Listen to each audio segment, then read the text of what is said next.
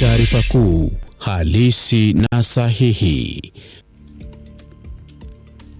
Naam, tarehe 9 mwezi Machi mwaka 2024, mpenzi mtazamaji, wingi wa matumaini kuwa siku inakwendea salama salmin na ubuheri wa afya.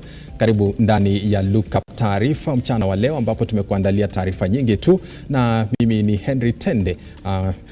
Tunaanza rasmi. Idara ya uchunguzi wa jinai DCI kitengo cha kupambana na mihadarati imewakamata washukiwa wawili waliokuwa na misokoto 67 ya bangi yenye thamani ya shilingi takriban milioni 10 katika barabara kuu ya kutoka Mwea kuelekea Embu, eneo la Makutano, kaunti ya Kirinyaga.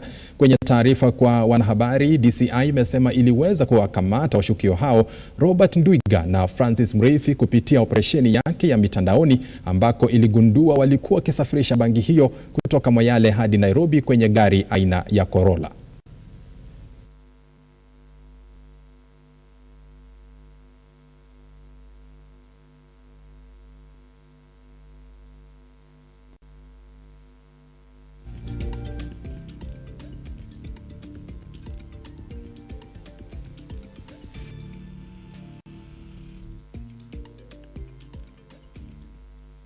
Tukisonga mbele, wito kwa wanawake kugombea nafasi za kisiasa badala ya kungoja kuteuliwa ulitawala sherehe za kuadhimisha siku ya kimataifa ya wanawake nchini. Viongozi wanawake kutoka kitengo cha ugatuzi na asasi za kijamii walikusanyika katika uwanja wa Keringet, kaunti ya Nakuru kusherekea siku hiyo. Wanawake hao kwa kauli moja walipigia upatu usawa wa kijinsia, maendeleo na ustawi wa taifa kwa jumla. Afisa mkuu wa kaunti anayesimamia masuala ya jinsia Bi Gladys Kamuren aliwahimiza wanawake hao kutafuta nyadhifa za uongozi katika ngazi za kitaifa na zile za kaunti.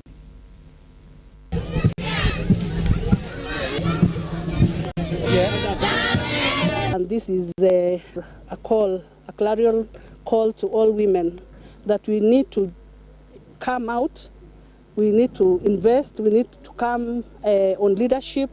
We need to come out and do things so that we are not just left in the kitchen and the house chores, but we also need to come up and do things. So I want to say that inclusion is the thing. All women should come out, because sometimes even when they want to do inclusion, these women are nowhere to be seen. So I'm calling upon women even to involve themselves even in elections, as pertaining in the small ones like committee ya deep, committee ya mtaa, because even those ones, women are nowhere to be seen. So if you start from there, then people will start, community will start recognizing that women can also do well. The county is very categorical in giving bursaries to any teenage mother who would wish to go back to school. We've not had a case of a teenage mother who would wish to go back to school, and we've known about it, and they've missed to get bursaries to go back to school. So that is one thing that the county is doing. About shelters, we have private shelters, over 20 of them in Nakuru County, where in case we have a case of GBV, gender-based violence, and a child needs to be or anyone needs to be in a safe space, we always engage and we have spaces. Tukisonga mbele, mbunge wa Game Elisha Odhiambo anamtaka kinara wa Azimio Raila Odinga kujiondoa katika siasa za Kenya na kuangazia azma yake ya kuwa mwenyekiti wa tume ya muungano wa Afrika AUC. Akizungumza katika uwanja wa shule ya msingi ya Onding, eneo la Game Mashariki, Odhiambo aidha amemwomba Raila kutimiza ahadi yake ya kuacha uongozi wa chama cha ODM mikononi mwa gavana wa zamani wa Mombasa Hassan Joho na aliyekuwa gavana wa Kakamega Wycliffe Oparanya, ili aelekeze nguvu zake katika harakati za kutafuta kazi ya bara la Afrika. If there's any time that ODM need to restrain itself, is this time. Because our party leader is going to be the AU chairperson. I believe, I'm convinced, he has the competence and competencies that are requisite for that position. I also know that the President of the Republic of Kenya has put his foot down to support him, so that he's a chairperson in Ethiopia. But let me repeat, for avoidance of doubt, while we are looking votes for our party leader, we ask him to pull back and leave politics to us for now. I know that yesterday he made a decision that is going to transfer leadership if he wins the position It will transfer leadership to Paranya and Joho. I repeat for a fourth time. In April election, when elections are called, I'm going to vie as the Secretary General of ODM. Because I want ODM to have discipline. I want ODM to have order. I want ODM to prepare itself to form government in 2032, when I'll be vying in this country. I know the government has put his foot down on issues I call. I think what is important, number one, which the government is doing, is to ensure that only licensed bars operate. Number two, kama sufuria ilikuwa ile unaweka chaki moja ya maji ya ugali, ongeza ile ikuwe madogo, ile kubwa. Na pilika ya chai zitoke kwa moto. Naam, tusonge mbele ambapo ajali za barabarani zinazohusisha wahudumu wa bodaboda zimepungua mjini Machakos kutokana na ushirikiano unaoshuhudiwa kati ya polisi wa trafiki na wahudumu wa biashara hiyo. Afisa mkuu wa trafiki kaunti ya Machakos David Ekiro amesema hili limefanikishwa kupitia mafunzo ya mara kwa mara wanayowapa wahudumu hao wa bodaboda. Hata hivyo amewahimiza wanabodaboda sehemu nyingine za nchi kuiga mfano huo katika juhudi za kuhakikisha biashara hiyo inaimarika kote nchini.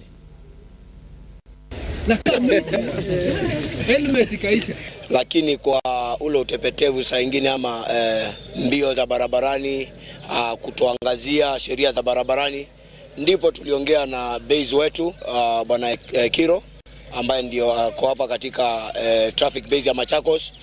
Tukakubaliana tukutane na waendeshaji wa bodaboda hapa Machakos, hasa hapa mjini, ili tuweze kuhamasisha umuhimu wa kufuata sheria za barabarani na pia kuishi kwa heshima, kuzingatia usafi wakati wako kazini, na pia mambo ya mapato hatujasahau kuyaongelea, kwa sababu biashara ni bodaboda ni biashara, na mara mingi ni lazima tukiongelea kitu chochote tuangalie mwanzo faida ambayo tunafanya kazi ya bodaboda.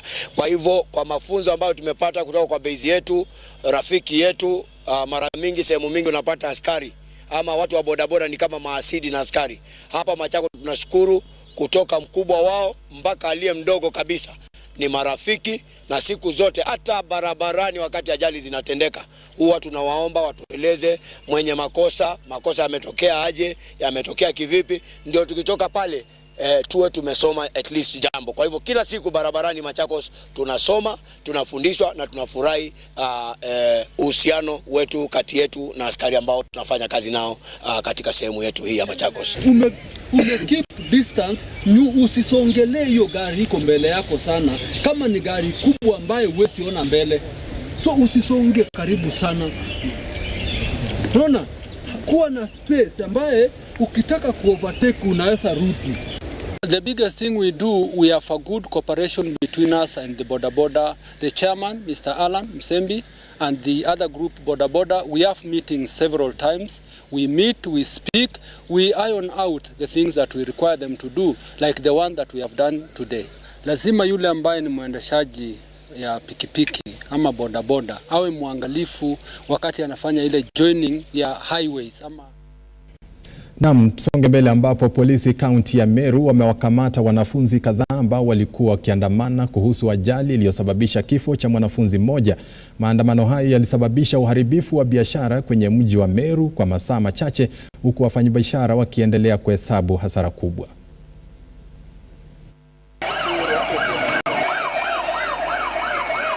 Msiende huko.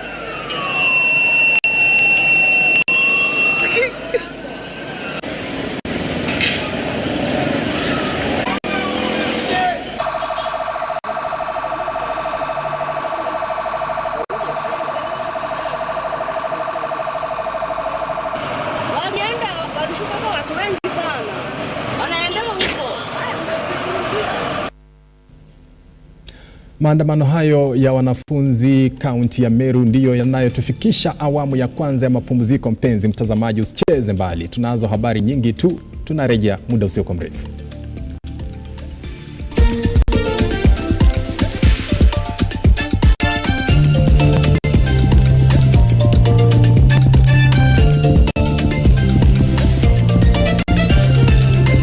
Hii ni taarifa kuu halisi na sahihi.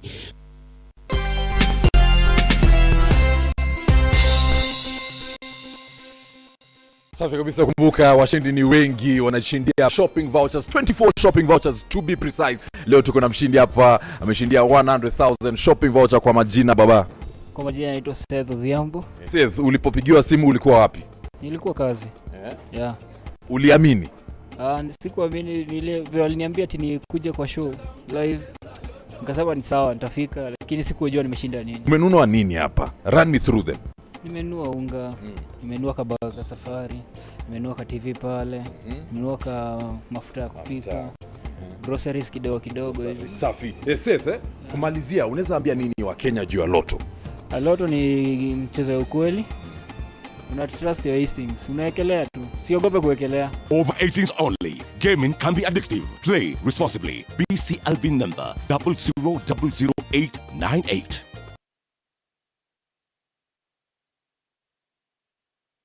Are you a junior secondary school, a college, a TVET institution or a university and you want to advertise your intake? Book now and advertise with us today on both Lookuptv and all our digital platforms. Call us today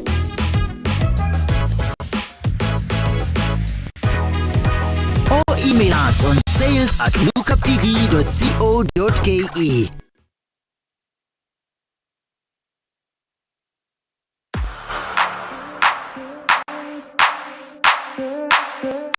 The status of today is the 2017 Mazda CX-5.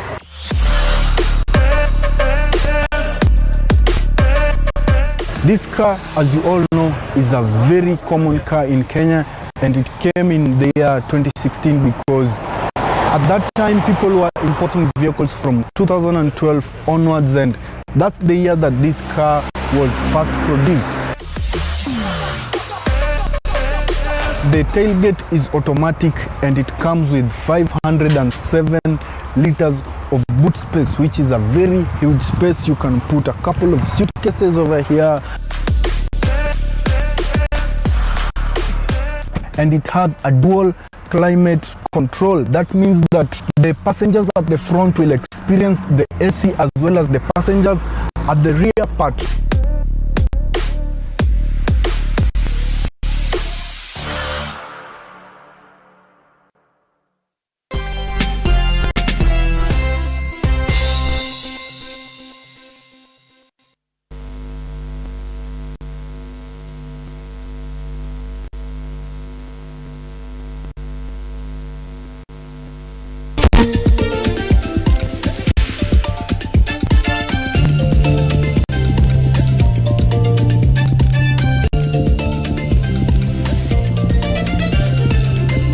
Hii ni taarifa kuu, halisi na sahihi.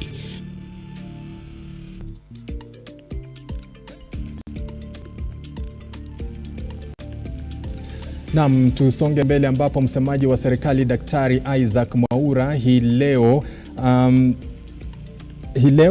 amezindua mradi wa ugavi wa chakula cha msaada kwa jamaa wasiojiweza kutoka maeneo bunge 11 hapa jijini Nairobi, utakaowafaidi waumini wa Kiislamu wanapojiandaa kwa msimu wa Ramadhan. Shughuli sawia kama hiyo zimeongozwa na mawaziri serikalini katika maeneo mbalimbali nchini.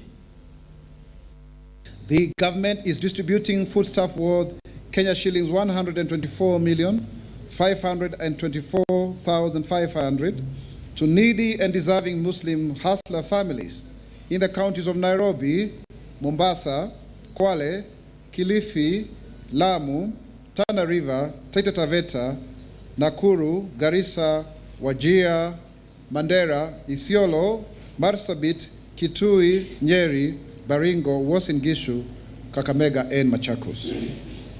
The food distribution is overseen by the respective county commissioners who are working closely with the Muslim leadership to identify the beneficiaries and to ensure a seamless and transparent distribution process.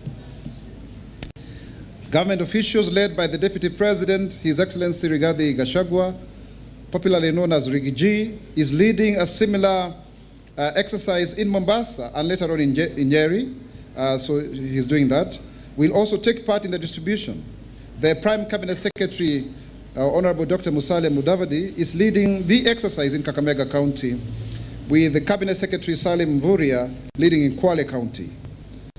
Cabinet Secretary Aisha Jumwa in Kilifi, CS Zakarin Jeru in Nakuru, Cabinet Secretary Eden Duale in Garissa, CS Medika Lenturi in Isiolo, Kipchumba Murkomen CS in Uasin Gishu, Cabinet Secretary Simon Chelugui in Baringo, and the host CS Peninda Malonza in Machakos County. There are also several others.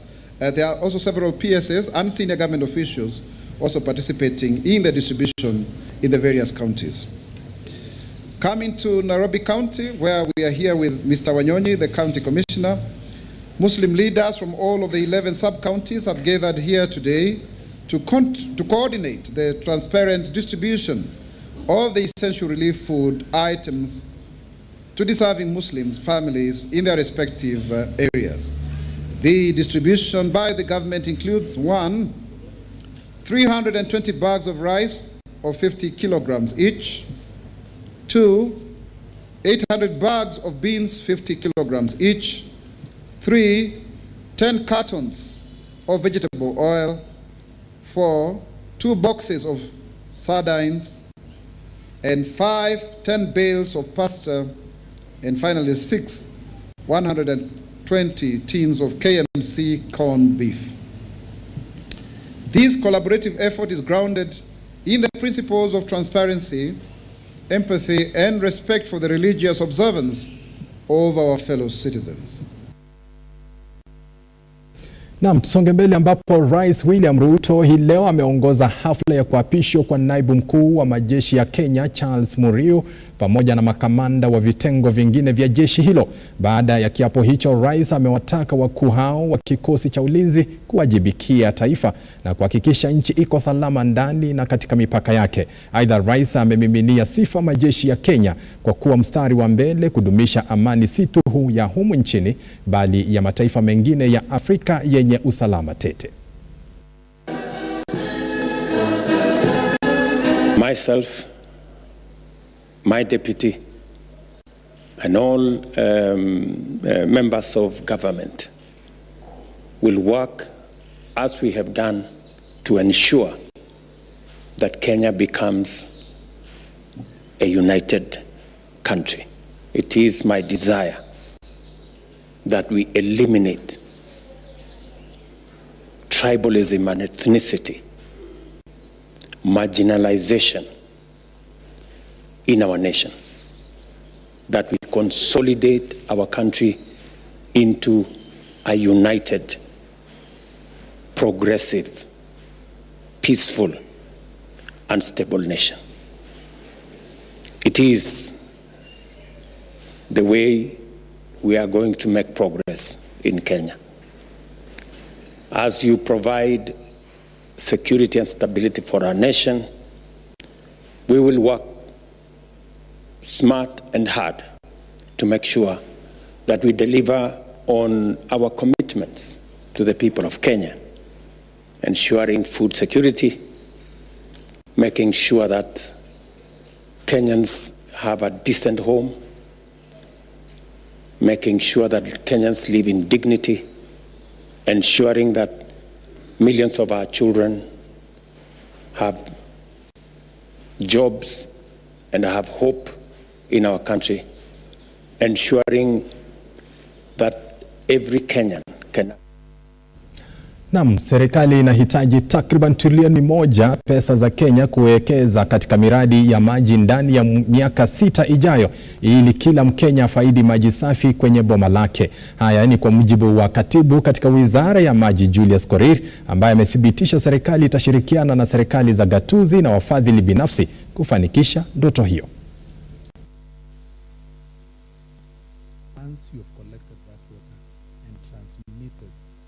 Point of use, that process of providing that service is what is costed. And I think this is an area that we need to educate our people that we're not selling water. We're just selling you a service of convenience, bringing water closer to where you are. So I think this, I would request the government, the governors the county governments and also the national government, so that we can start demystifying this myth that water is free. It is not free. There is electricity that goes into that. There is a pipe that transmits the water. There is the chemicals to clean it. There is the technology to do all that is required to have that water. Naam, habari hiyo ya maji inatufikisha mwisho mwa taarifa zetu mchana wa leo. Mpenzi mtazamaji, ni furaha yetu kila wakati tunapokuandalia taarifa zetu na wewe kushiriki kama mmoja wetu, shabiki wetu sugu. Nikisema hayo, wacha nigeukie ukurasa wa kijamii tupate mawili matatu kutoka kwa mashabiki wetu ambao wanatutazama maeneo tofauti ya nchi. Kennedy Jumba Asirigwa, ambaye kila wakati yeye hututazama, anasema anatazama akiwa eneo la Likuyani, kaunti ya Kakamega. Alex Angash unasema Mombasa inatazama taarifa za Lookuptv. Asante sana. Wa mwisho hapa ni Sospita Karuga Madhenge, unasema unatazama ukiwa jijini Nairobi. Asante sana kwa wote ambao mmeshiriki kutazama taarifa zetu na kusemezana nasi. Kufikia hapo, mpenzi mtazamaji, niruhusu niondoke studioni hadi mwendo wa saa 1 kamili na kutakia mchana mwema. Mimi ni Henry Tende Anyula.